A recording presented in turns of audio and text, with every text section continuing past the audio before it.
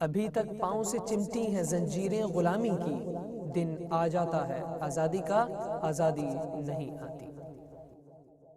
اگست کا مہینہ ہے، سن 2014 ہے، اور پاکستانی جیسے ہی اگست کا مہینہ آتا ہے کچھ جذبات ان کے تازہ ہوتے ہیں۔ 14 اگست کی چھٹی بھی ہم منائیں گے، توپوں کی سلامی بھی ہوگی، اور مزار قائد پر بھی پریڈ ہوگی، اور مزار اقبال پر بھی پریڈ ہوگی۔ اگلے دن دوبارہ ہم اپنے آفیسز میں چلے جائیں گے، کاروبار پہ چلے جائیں گے، اور 14 اگست گزر جائے گی۔ 1947 بھی تھا، اور 1947 تھا جب ایک قوم تھی۔ وہ ایک ایسی قوم تھی کہ جن کے لباس بہت مختلف تھے، جن کا رہن سہن بہت مختلف تھا، جن کے علاقے بہت مختلف تھے، جن کے کلچر بہت مختلف تھے، جن کے رویے بہت مختلف تھے، مگر وہ ایک قوم تھی۔ جن کے مسلک بہت سارے تھے، مگر وہ ایک قوم تھی، اور اس ایک قوم کو ایک ملک کی تلاش تھی، مگر وہ ایک قوم تھی، اور وہ ایک قوم تھی جو ایک کلمہ پڑھتی تھی، اور وہ کلمہ تھا اور ہے اور رہے گا انشاءاللہ لا الہ الا اللہ محمد رسول اللہ صلی اللہ علیہ وسلم۔ اور ان لوگوں نے رو رو کر یہ خطہ اللہ سے مانگا تھا کہ اللہ خطہ زمین عطا فرما دیجئے جہاں آپ کی اور آپ کے رسول علیہ السلام کی اطاعت کریں گے، جہاں اے اللہ آپ کے دین کو نافذ کریں گے اور آپ کے دین کے تقاضوں پر عمل کریں گے۔ تو زبانیں مختلف، رہن سہن مختلف، علاقائیتیں مختلف، علاقے مختلف، خوشی غمی منانے کے طریقے مختلف، یہ سب کچھ مختلف مگر کلمہ ہے۔ سوال یہ ہے کہ آج ایک ملک تو موجود ہے جو 71 میں 2 لخت ہوا تھا۔ کیوں ہوا تھا؟ ہم نے کلمے کی بنیاد چھوڑ دی تھی۔ کلمے کی بنیاد چھوڑی تو انہوں نے کہا ہم ادھر تم ادھر، کوڑا پڑا عذاب کا ایک ہم پر، ہم 2 لخت ہوئے، مگر بہرحال جیسا تیسا ملک ابھی موجود ہے۔ لیکن آج اس موجود ملک کو ایک قوم کی تلاش ہے۔ اقبال نے بھی تو خواب دیکھے تھے۔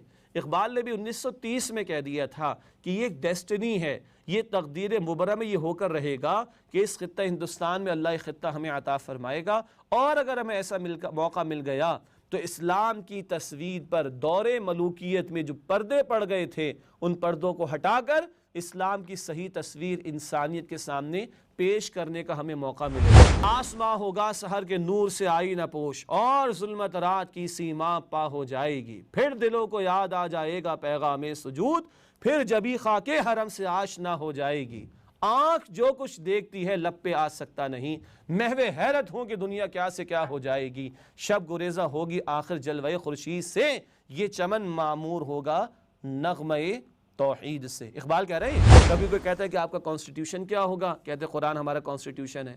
کبھی کہتے کیا نظام لے کر آؤ گے، کہا خلافت راشدہ کے نظام کی برکات کو دنیا کے سامنے پیش کرنے کا موقع اللہ تعالیٰ نے ہمیں عطا فرما دیا ہے۔ کبھی اسٹیٹ بینک آف پاکستان کا اناگوریشن ہوتا ہے کراچی میں 1948 میں، اور جب فیتا کاٹتے ہیں اس کے بعد تقریر ہوتی ہے اور کہتے ہیں کہ اللہ نے اپنے فضل سے پاکستان ہمیں دیا، مغرب کے سرمایہ دارانہ نظام نے دنیا کو برباد کر دیا، اب اللہ نے ہمیں توفیق دی ہے کہ ہم اسلام کی تعلیمات پر مبنی عادلانہ نظام اور اس کی معیشت کو دنیا کے سامنے پیش کر سکیں۔ اس ملک کے حکمرانوں کی ذمہ داری ہے کہ یہاں وہ ماحول فراہم کریں جہاں لوگ اسلام کو سیکھ سکیں اور اسلام قرآن و سنت کی تعلیمات پر عمل درآمد کر سکیں۔ لیکن خوش قسمتی ملک اسلام کے نام پر بنا، یا رہنے والوں کی عظیم اکثریت مسلمانوں کی ہے۔ طے شدہ بات ہے کہ قرآن و سنت کی خلاف ورزی یہاں پر نہیں ہوگی، مگر اب گراؤنڈ ریالٹی کیا ہے؟ ہم نے کھرچ کر اسلامی تعلیمات کو مٹایا کانسٹیٹیوشن سے۔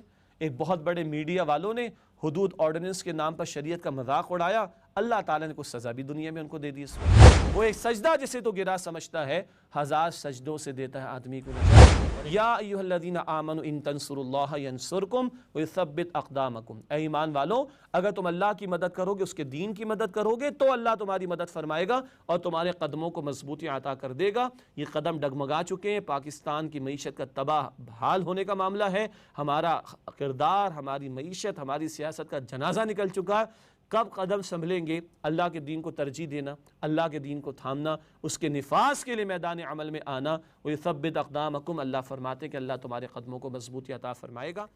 ابھی تک پاؤں سے چمٹی ہیں زنجیریں غلامی کی، دن آ جاتا ہے آزادی کا، آزادی نہیں آتی۔